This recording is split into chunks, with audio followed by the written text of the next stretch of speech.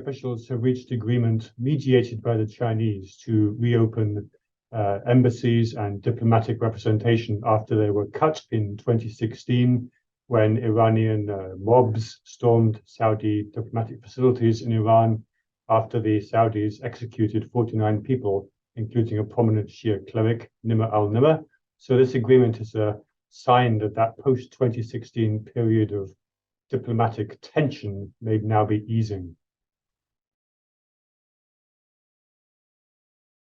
Both sides have interests of their own. The Iranian side wants to try to bypass the international isolation, especially given that the JCPOA, the Joint Comprehensive Plan of Action, looks unlikely now to be revived. The US has signaled that it's unlikely to go back into the agreement. So for Iran to be able to reach agreement with such an important neighbor as Saudi Arabia would really undercut attempts to isolate the country.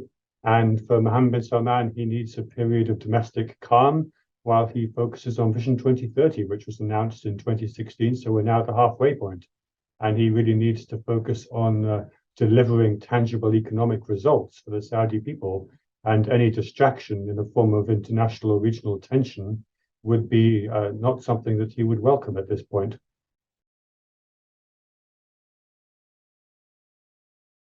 Indicates that China's presence in the Gulf in the wider Middle East is growing. It hasn't yet and is unlikely to assume the military and overarching strategic form that the US presence has had since the 1980s.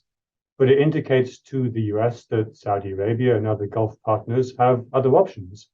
And of course, in the context of suggestions that Saudi Arabia may be seeking security guarantees and other concessions from the US if they were to normalize relations with Israel, the agreement with Iran mediated through China is just a sign that the Saudi leadership is saying, well, if you don't want to play ball, we can go elsewhere.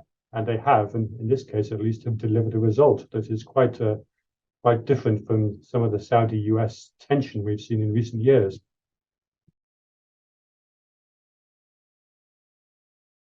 The Saudi position is that they've been trying to disengage from Yemen for at least the last 2 years. The recognition is that the military intervention has not worked and that they're trying to find a modus vivendi where they can live with the Houthis in a manner that suits both parties. And so I would expect to see, or I would certainly track any developments in Yemen for the next weeks and months to see if this agreement between Saudi Arabia and Iran has any impact on the ground in Yemen, where I think all parties, at least the Saudis and the Iranians, both probably want to move on.